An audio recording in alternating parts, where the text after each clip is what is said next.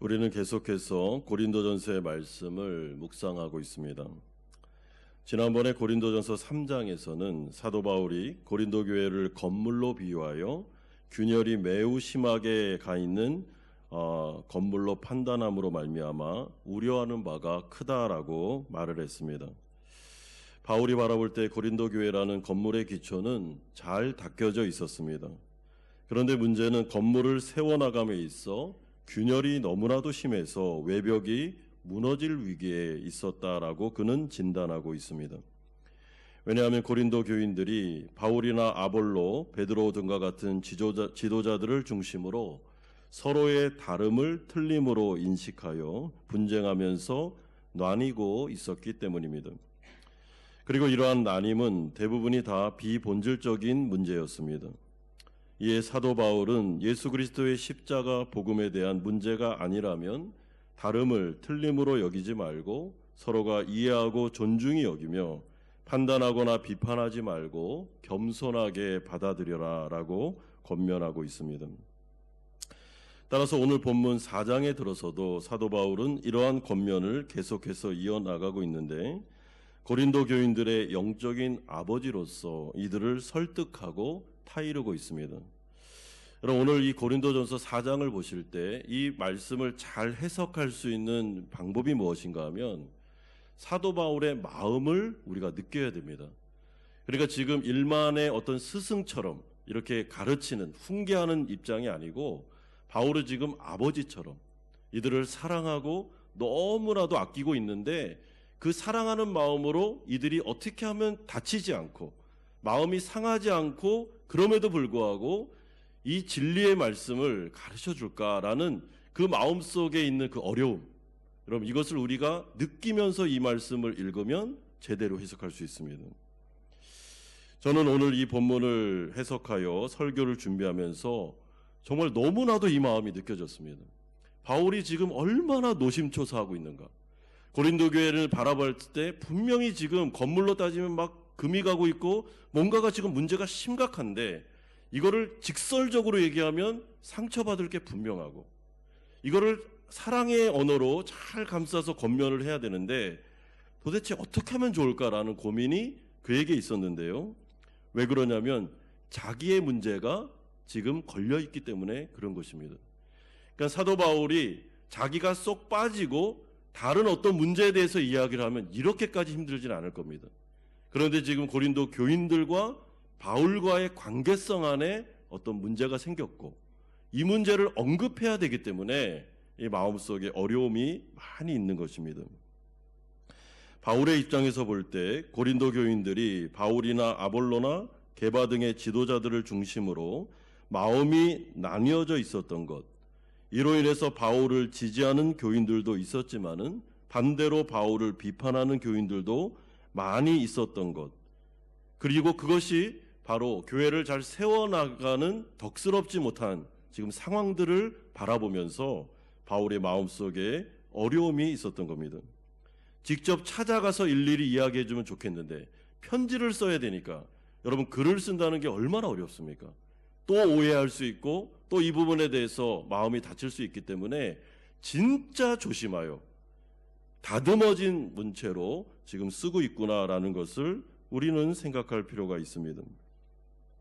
그러므로 바울은 지금 이중적인 어려움을 겪고 있습니다. 자기 자신을 지지하는 교인들에 대해서는 절대로 자신을 그리스도와 같이 맹신하면 안 됩니다 라는 이야기를 해줘야 되는 반면에 자신을 비판하는 교인들에 대해서는 자신과 같은 목회자의 권위를 절대로 무시하시면 안 됩니다 라는 이중적인 이야기를 해야 되기 때문에 지금 이 권면이 어려운 것입니다. 이에 오늘 본문은 본질적인 문제가 아니라 비본질적인 문제로 인하여 목회자를 판단하는 교인들을 향해서 바울이 사랑의 메시지, 권면의 메시지를 주는 내용이 나오고 있습니다. 첫 번째는 말씀 밖으로 넘어가지 말라라고 권면하는 내용이 1절에서 8절에 나옵니다. 바울은 먼저 일부 자신을 지지하지 않는 고린도 교인들을 향해서 비본질적인 문제, 그러니까 이미 우리가 많이 살펴본 대로 목회 스타일이나 언변이나 그리고 은사나 리더십이나 지혜나 지식 등의 문제로 자꾸만 자신과 다른 목회자들을 비교하면서, 그러니까 바울과 아볼로를 비교하고 아볼로와 게바를 비교하면서 자꾸 지도자들을 이렇게 비교해 가면서 판단하고 비판하는 부분에 대해서 제발 그렇게 하지 말라고 부탁을 하고 있습니다. 5절에 보십시오. 그러므로 때가 이르기 전 곧 주께서 오시기까지 아무것도 판단하지 말라. 3절에도 너희에게나 다른 사람에게나 판단받는 것이 내게는 매우 작은 일이라. 심지어 3절 하반절에 보면 바울 자신도 자기 자신을 판단하지 않는다라고 말하면서 4절 하반절에 다만 나를 판단하실 일은 주님뿐이다라고 주장하고 있습니다. 여러분 3절에서 5절까지를 보시면 이 판단이라는 헬라어 단어가 무려 4번이나 반복됩니다. 그런데 이 판단이라는 이 헬라어 단어는 이런 뜻입니다. 그러니까 비판하기 위해서 꼬투리를 잡는 것입니다. 그러니까 판단하는 것이죠. 그 비판의 성격이 많이 강한 표현들입니다. 왜냐하면 바울을 지지하지 않는 소수의 고린도 교인들 가운데 바울을 판단하고 비판하는데 아볼로와 같이 언변이 뛰어나지 못하다. 바울 선생님은 뭔가가 지적으로 떨어지는 것 같아. 그 복음에 대해서는 잘 설명을 하는데 이거를 좀 뭔가 좀 이게 잘 다듬어서 이렇게 전달하지를 못해 라는 식으로 아볼로는 굉장히 지적이고 굉장히 탁월한 언변을 가지고 있는데 바울은 못해 하면서 이렇게 비교하면서 바울을 자꾸만 깎아내리고 있었습니다. 여러분 그렇다면 이들은 왜 사도 바울을 이렇게 판단하고 비판했겠습니까? 오늘 본문에 보면 그 이유를, 그러니까 근본적인 이유를 얘기해 줍니다. 7절에 보면 이들이 남달리 자신들을 다른 성도들과 구별하여 자랑했기 때문이다라고 말해주고 있습니다. 여러분 여기서 남달리 구별하다라는 말이 뭐냐면 다른 교인들에 비해서 자신들은 훨씬 더 영험하고 훨씬 더 뛰어나고 성경 지식도 탁월하고 이런 자기 자신에 대한 뭐라 그럽니까? 좀 자랑거리를 갖고 있었다라고 보시면 됩니다. 그러니까 은사적인 면에서 영성적인 면에서 우리는 좀 약간 급이 다르다라고 생각했던 교인들이 있었다는 것이죠. 여러분 그 결과 이들은 어떻게 됐는가 하면 6절의 하반절 보십시오.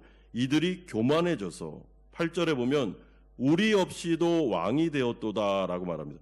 요 8절이 좀 해석하기 어려운데 우리 없이도 여기는 말하는 우리는 사도, 그러니까 목회자들을 말하죠. 목회자나 사도들이 없어도 우리는 왕이 되었다. 우리 왕이다. 이렇게 얘기했다는 거죠. 이 말은 교회 안에서 교회 안에 있는 목회자와 지도자들 위에 올라가서 우리가 누구의 터치도 받을 필요 없고 우리는 이미 왕, 지도자이기 때문에 우리가 목회자들까지도 비판하고 판단할 수 있다라는 지경까지 이르렀다라는 것을 말씀해주고 있습니다. 그러니까 교회의 권위마저 무시하면서 이들은 자신들이 마치 놀라운 경지에 이른 어떤 영적인 엘리트나 되는 것처럼 생각하면서 교회 안에 여러분 본인들의 위가 없습니다. 그냥 다 아래입니다. 목회자든 뭐 지도자든 다 위에서 아래로 이렇게 보면서 이 사람은 이게 문제고 저 사람은 이게 문제야. 왕처럼 행동하고 있었다라는 것을 표현해주고 있습니다. 이에 대해서 바울은 이러한 교만한 교인들을 향해서 정말 아버지의 마음으로 6절과 같이 말씀합니다. 기록된 말씀 밖으로 넘어가지 말라라고 권면해주고 있습니다. 여러분 이것은 쉽게 풀어 설명하면 이런 뜻입니다. 하나님께서 정해놓으신 선을 넘지 말라는 것입니다. 절대로 말씀 밖으로 넘어가면 안 된다.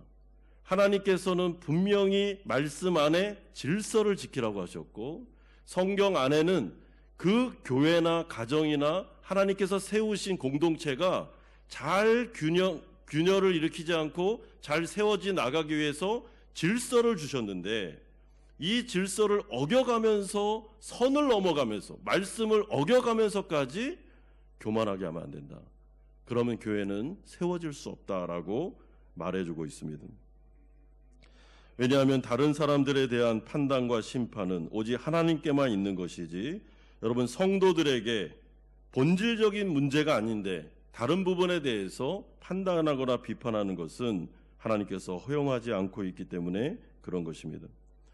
그러므로 바울은 자기 자신을 비판하는 교인들을 향해서 이렇게 말합니다. 6절에 형제들아 내가 너희를 위하여 이 일에 나와 아볼로를 들어서 본을 보였으니 이는 너희로 하여금 기록된 말씀 밖으로 넘어가지 말라 한 것을 우리에게 배우라라고 말해주고 있습니다. 여러분 이게 무슨 뜻일까요?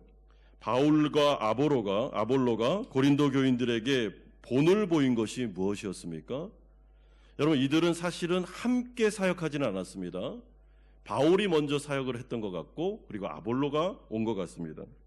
그런데 이들은 주 예수 그리스도의 십자가 복음을 전하는 부분에 있어서는 둘 다 문제가 없었습니다. 둘 다 복음을 전했습니다.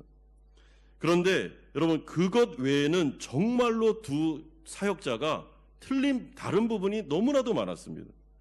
목회 스타일도 달랐고 은사도 달랐고 언변도 다르고 아는 지혜나 지식도 다르고 특별히 성경적인 부분에 구약 성경 같은 경우는 아볼로가 굉장히 탁월한 율법학자였습니다.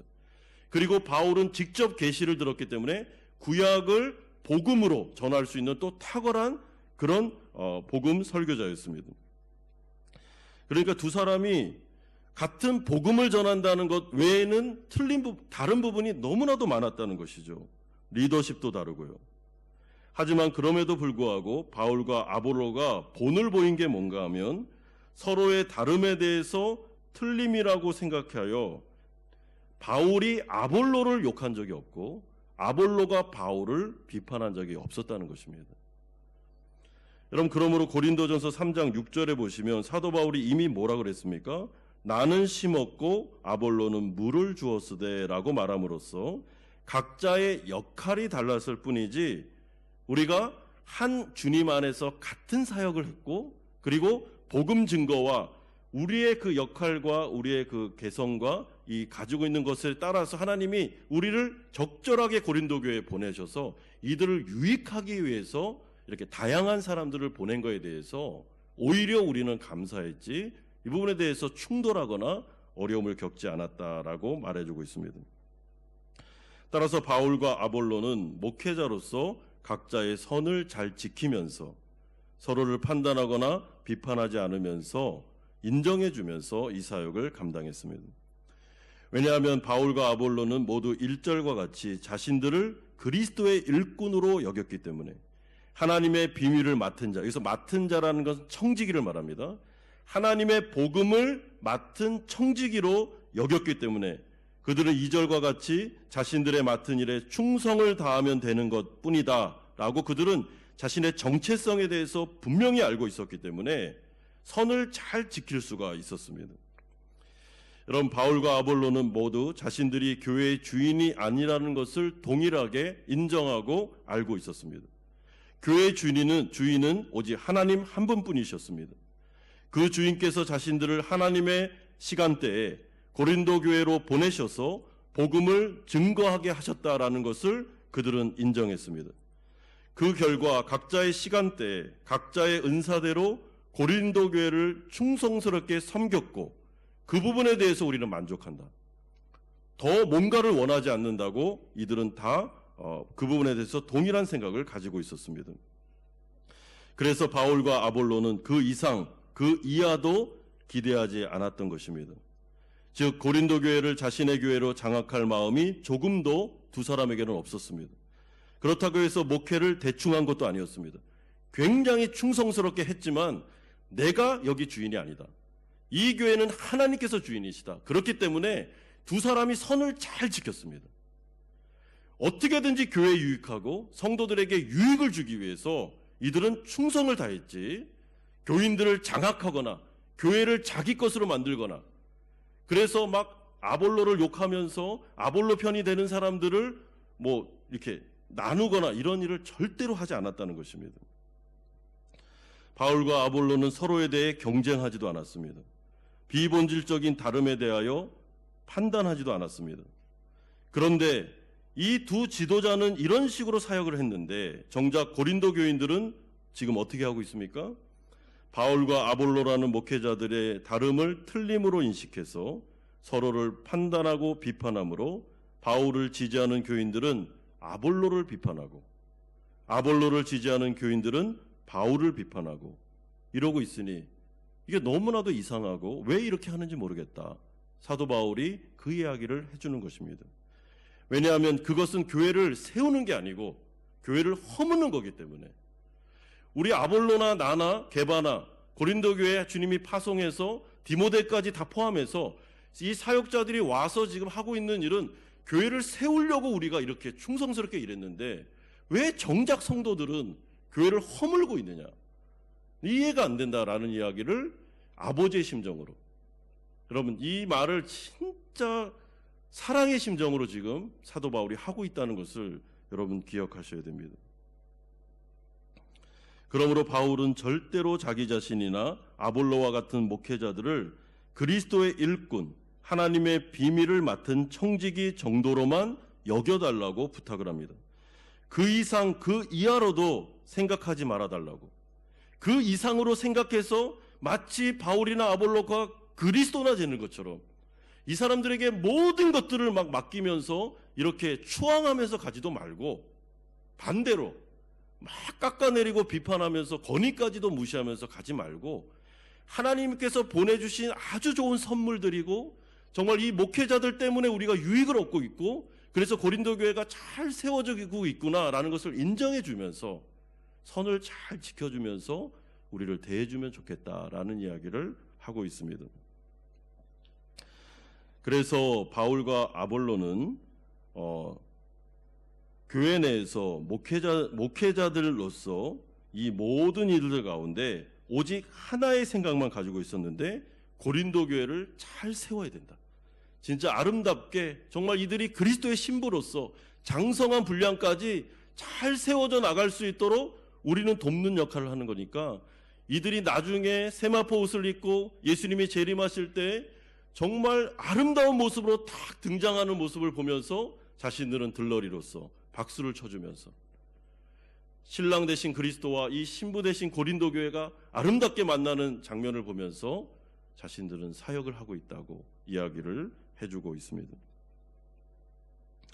그러므로 이들 가운데 나눔이 있고 자신들이 마치 뭔가 새로운 경지에 있는 것처럼 자신들은 특별한 성경 지식이나 아니면 은사를 가지고 있는 굉장히 뛰어난 엘리트 신앙 그룹인 것처럼 생각하지 말고, 그거는 기독교 영성이 아니니까 은사를 자랑하거나 하지 말고 겸손하게 다른 사람들을 잘 세워주면서 함께 이 건물을 아름답게 세워나가라라고 말씀해주고 있습니다. 그러므로 두 번째로 이제 사도 바울은 자신을 본받으라라는 권면을 9절에서 16절까지 해주고 있습니다. 여러분, 그러면 성도로서 교회를 허물지 않고 오히려 교회를 잘 세워나가는 방법이 과연 무엇이겠습니까? 바울은 16절을 통해서 이렇게 말씀합니다. 너희는 나를 본받는 자가 되라라고 권면하고 있습니다. 여러분, 어떤 면을 본받으라는 것일까요? 요약해서 말하면 9절에서 13절까지의 길게 설명된 복음에 합당한 삶을 살아가는 바울을 본받으라는 것입니다. 그러니까 9절에서 13절까지를 여러분 이까지의 설명을 잘 살펴보시면 이 모든 일들 가운데 고린도 교인들도 바울처럼 복음을 전하다가 돌에 맞고 감옥에 들어가고 뭐 굶고 거처하는 곳이 없고 이런 이야기를 하려고 하는 게 아닙니다. 여러분, 그거는 지금 바울이 선교사로서 그 일을 한 것이잖아요. 그러니까 그 얘기를 하는 게 아니고 바울은 자신에게 주신 이 복음을 전하고 이 복음에 합당한 일을 하기 위해서 자기가 어떻게 자기를 부인하고 자기 십자가를 기는 인생을 살았는지를 예를 들어서 설명을 딱 해준 다음에 고린도 교인들도 뭐 돌에 맞고 이렇게 하라는 게 아니라 복음을 들은 사람으로서 사도 바울처럼 자기를 부인하고 자기 십자가를 지고 복음을 아는 데서 그치는 게 아니라 복음을 살아내는 부분에 있어서 나를 본받으라 라는 이야기를 해주고 있습니다. 그러므로 바울이 복음을 전하다가 복음에 합당한 일을 하기 위하여 또한 복음을 증거함으로 인해서 교회를 세우기 위해서 그가 감수해야 됐던 것이 무엇입니까? 여러분 12절 하반절에서 13절 상반절이 중요한데 보십시오. 모욕을 당한 즉 축복하고 박해를 받은 즉 참고 비방을 받은 즉 권면하는 삶을 그가 살았다라고 고백하고 있습니다. 충분히 사도로서 하나님께서 보내신 권위자로서 자신을 드러내고 주장하며 자신을 모욕하는 자들을 향하여 몇 배로 대갚아주고 박해를 하면 참지 않고 대받아치고 비방하거나 비판을 하면 함께 욕하면서 함께 비판할 수도 있었지만은 자기는 절대로 그렇게 하지 않았다는 것이죠. 왜냐하면 복음에 합당한 삶은 누가 나를 향해서 비방하면 막 몇 배로 갚아주고 모함을 하면 그것에 대해서 원수로 여기면서 막 그 부분에 대해서 또 대갚아주고, 이게 복음에 합당한 삶이 아니고, 복음에 합당한 삶은 자기를 부인하고 자기 십자가를 지면서 모욕을 당해도 참고 비방이 와도 그분에 대해서 대갚아주지 않으면서 내가 그리스도가 가신 그 길을 함께 걸어가야 되겠다라는 생각을 가지고 오직 복음을 통해 교회를 세워야 된다라는 생각을 가지고 교회를 어지럽게 하지 않고 모든 것들을 다 사랑으로 인내하고 참고 견디면서 내가 살았으니까, 내가 여태까지 살았던 이 모습을 그리스도도 그렇게 사셨고 또한 나도 이렇게 살았으니까 여러분들도 교회를 세우기 위해서 참고 견디고 좀 그 부분에 대해서 다른 사람을 낮게 여겨주면서 복음에 합당한 자기 부인을 하라라는 이야기를 해주고 있습니다. 여러분, 사실 바울이 이런 얘기를 하고 싶지 않았습니다. 바울은 자신의 얘기를 잘 안 하는 사람입니다. 특별히 뭐 자랑하거나 이런 것, 나를 본받으라, 여러분 바울은 이런 얘기 절대로 안 합니다. 근데 왜 지금 하겠습니까? 이 고린도 교인들이 지금 잘못된 길로 가고 있기 때문에 이들을 좀 설득하고 타일러서 제대로 된 길로 오도록 하기 위해서 예를 들어서 지금 설명을 하는 것입니다. 여러분, 바울의 마음이 느껴지십니까?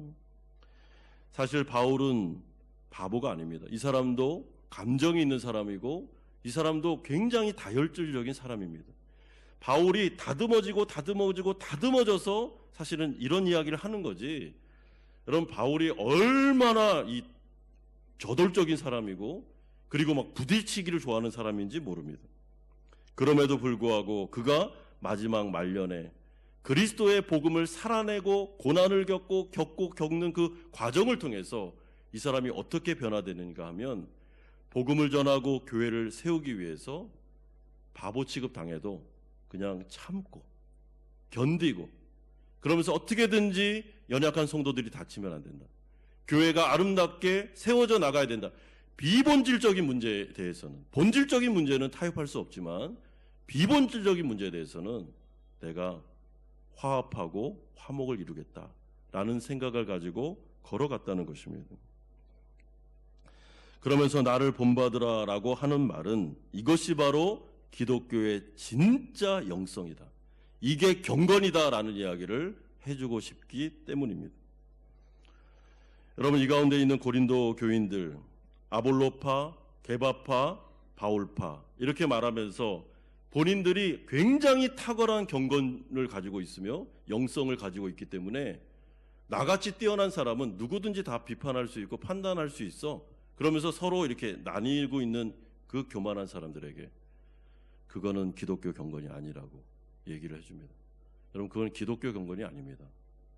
교회 안에서 은사를 가지고 자기를 자랑하고, 그리고 뭔가 내가 저 교인들의 그룹하고는 좀 차별화된 굉장히 나는 뛰어난 사람이야 라고 생각하는 것은 이미 어린아이, 기독교 안에서는 어린아이다라는 것을 스스로 증명해 주는 것이죠. 여러분, 기독교에서 진짜 탁월한 영성은 자기를 부인하고 자기 십자가를 지면서 그리스도를 향해서 가면서 그 주님께서 세우신 교회와 공동체 안에서 내가 어떻게든지 화평을 이루고 화목을 이루고 내가 이 가운데 씨앗이 되어서 내가 죽는 과정을 통해서 다른 사람들이 살아나고 이들이 윤택해질 것인가를 생각하는 것, 여러분 이것이 바로 기독교의 진정한 경건의 진수임을 그가 이야기해주고 있습니다. 그러므로 그 부분을 닮으라는 것입니다. 그 부분을 본받으라고 말하는 것입니다. 여러분, 그러므로 교회 내에서 누군가가 나를 모욕하면 오히려 그를 위하여 축복해 주셔야 됩니다. 누군가가 나를 박해하면 참으십시오. 비방을 들어도 오히려 대받아치지 마시기를 바랍니다. 그래야 교회가 잘 세워질 수 있기 때문입니다. 여러분, 교회 안에 화평이 있습니까? 공동체 안에 우리 교회가 요즘에 좀 화목해, 요즘에는 좀 이렇게 화평이 있는 것 같아 라는 생각이 드십니까? 그러면 반드시 누군가는 참고 있는 겁니다. 지금 여러분, 누군가는 할 말이 너무 많은데도 견디고 있는 거예요. 자기를 부인하고 자기 십자가를 지면서 정말 이렇게 하는 부분에 대해서 내가 못마땅한데 그럼에도 불구하고 그리스도를 생각하면서, 그래 이건 비본질적인 문제지 본질은 아니야, 그러니까 이 부분에 대해서는 내가 견디자, 참자. 누군가는 그 길을 가고 있기 때문에 여러분, 교회가 이렇게 화목하고 화평을 이루는 거지, 만약에 자기를 부인하지 않고 자기 안에 있는 성질 다 부리고 자기 있는 이야기 다 하고 그래서 계속 부딪히면 그럼 교회가 어떻게 되겠습니까? 문제는 교회가 어수선해지고 어려워지는 게 그것도 문제지만 더 큰 문제는 여러분, 영적으로 어린아이들이 굉장히 많이 다칩니다. 교회가 힘들어지면 진짜 피해를 제일 많이 보는 게 청년들입니다. 청년들은 그렇게 교회를 순수하게 사랑해서 교회를 다녔는데 어른들이 막 싸우고 막 갈라지고 이러면 주일학교가 엄청난 영향을 받습니다. 그들은 이게 뭔지도 모르면서 상처를 너무 많이 받고 나중에 성인이 되면 교회에 대한 그 불신, 이 상처가 잘 치료가 안 돼가지고 조금만 일만 있으면은 또 이 상처가 덧나고 이런 어려움을 겪게 되는 것입니다. 그러므로 바울이 이 고린도 교회를 바라보면서 지금 막 갈라져 있는, 그리고 서로에 대해서 막 교만하게 비방하는 이 모습을 보면서 제발 그렇게 하지 마. 제발 그렇게 하지 말고, 이 연약한 어린아이들도 있고 청년들도 있으니까 그렇게 하지 말고 자기를 부인하고, 누가 나에 대해서 모욕하고 비방하면 좀 듣고, 그거를 듣고 좀 그럴 수도 있지, 내가 비판받을 수도 있는 거지, 내가 뭐 완벽한가, 좀 그 이야기도 좀 듣고 견디고 이렇게 해주면서 정말 어른답게 장성한 사람들답게 이 화평을 이뤄나가고 교회를 세워라라고 말씀해주고 있습니다. 여러분, 그러므로 고린도전서를 보시면요, 앞부분부터 지금 이 이야기가 쭉 되면서 절정이 어딘가 하면 고린도전서 13장입니다. 그 사랑장에 딱 가서 이제 사도 바울이 그 기독교의 영성, 경건의 최고봉이 뭐냐, 한마디로 뭐라 그럽니까? 사랑이다. 그리고 사랑이 뭔지에 대해서 쭉 설명해 줍니다. 모든 것을 견디고 모든 것을 바라고 모든 것을 참는 것이다. 이게 사랑이다라고 말해줍니다. 여러분, 가정도 마찬가지입니다. 가정이 화평을 이루고 화목해지려면 누군가는 참아야 됩니다. 엄마 아빠가 계속 부딪히는 이유는 자기 주장만 하기 때문이고, 여러분, 그러면 부부가 그렇게 갈등을 일으키고 싸우면 누가 피해 봅니까? 애들이 피해를 다 보는 겁니다.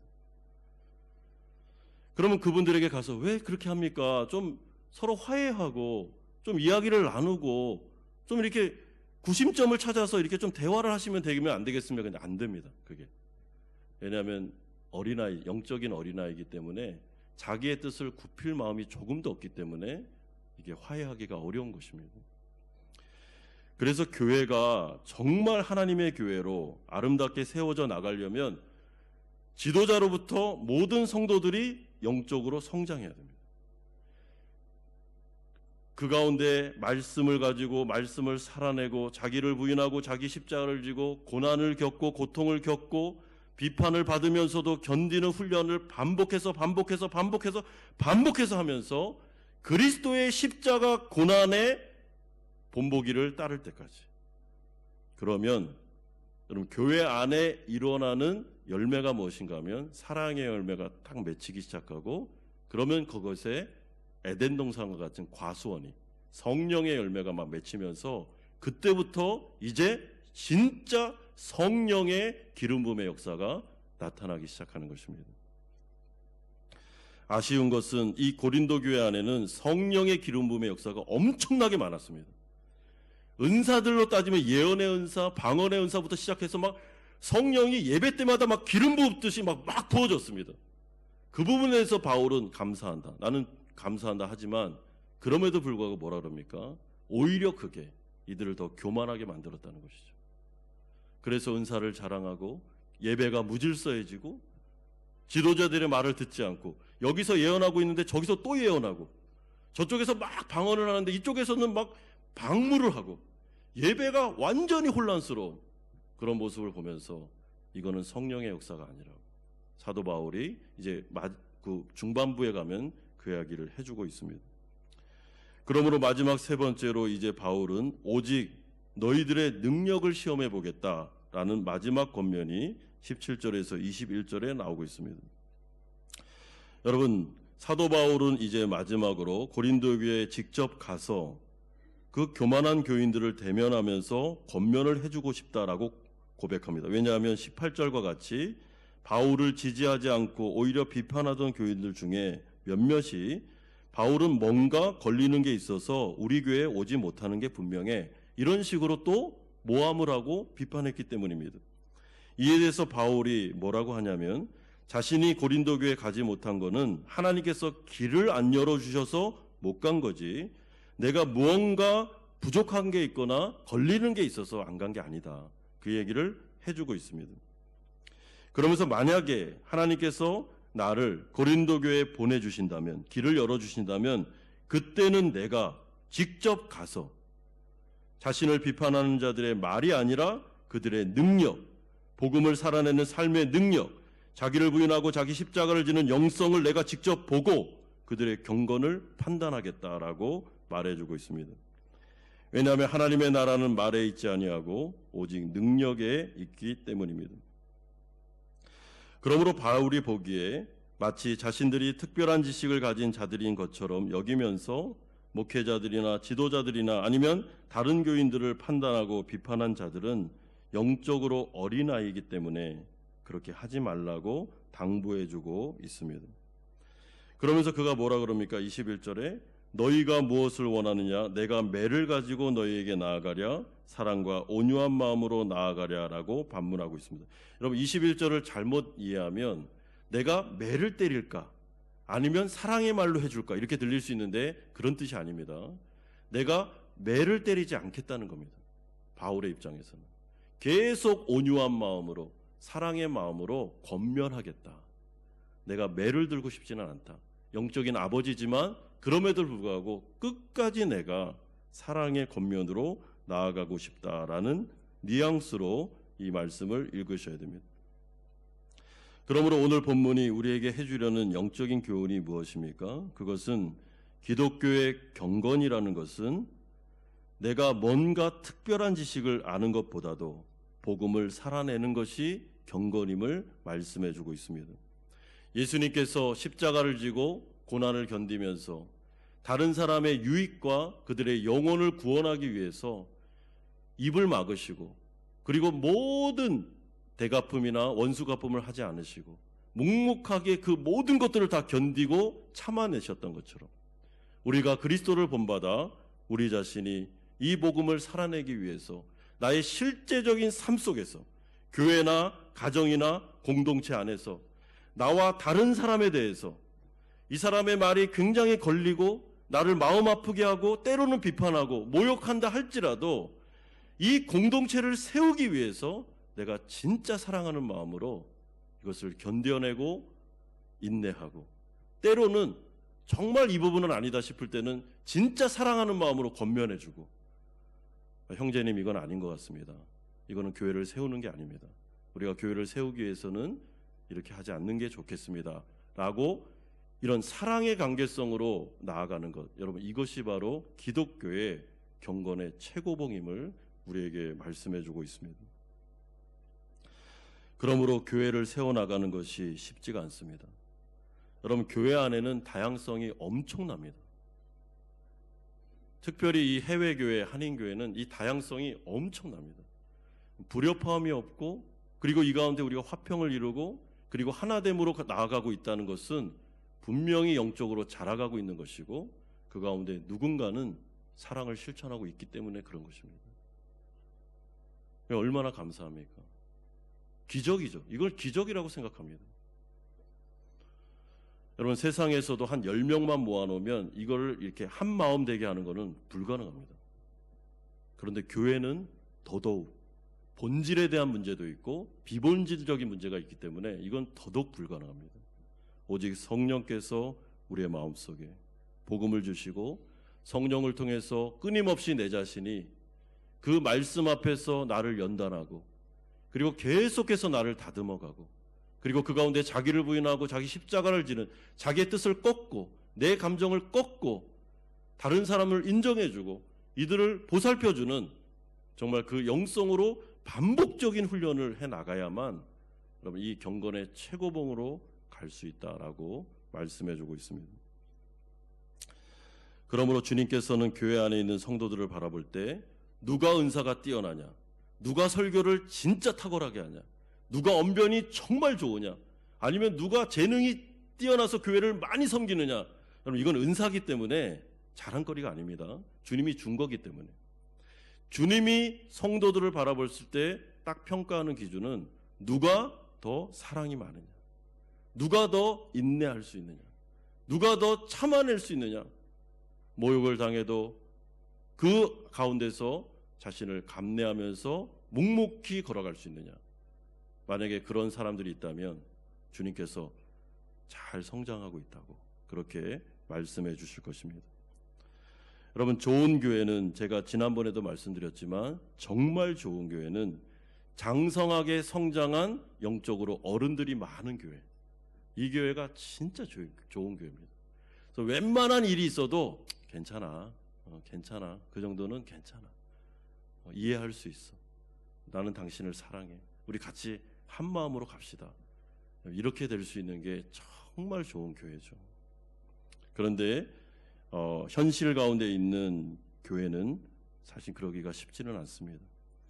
그래서 고린도 교회의 문제만이 아니라 사실은 이 초대교회에 있었던 이 문제가 교회 역사를 보시면 교회가 분열되고 갈라지고 싸우고 이 엄청난 역사들이 교회 역사입니다.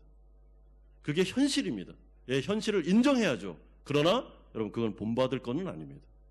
우리가 본받아야 될 것은 하나 되고 화평을 이루는 것. 본질적인 문제는 타협할 수 없지만 비본질에 대해서는 다름을 틀림으로 인식하지 않고 다양성을 감사의 조건으로 생각하면서 아 이런 은사가 있으니 나한테 이런 은사가 없는데 이분은 이런 은사가 있으니 얼마나 감사한가. 그러니 우리가 더 풍성해질 수 있구나. 이런 것들을 생각하면서 어른답게 우리가 교회를 이뤄나갈 때 아름다운 교회로 나아갈 수 있다고 생각합니다. 여러분 가정도 마찬가지입니다. 남편들을 이해하십시오. 내 주장만 하지 마십시오. 남편들이 계셔야지 남편들한테 권면을 할 텐데 제 아내들만 계셔가지고 남편들 똑같습니다. 아내들을 이해하십시오. 그리고 자녀들을 이해해 주십시오.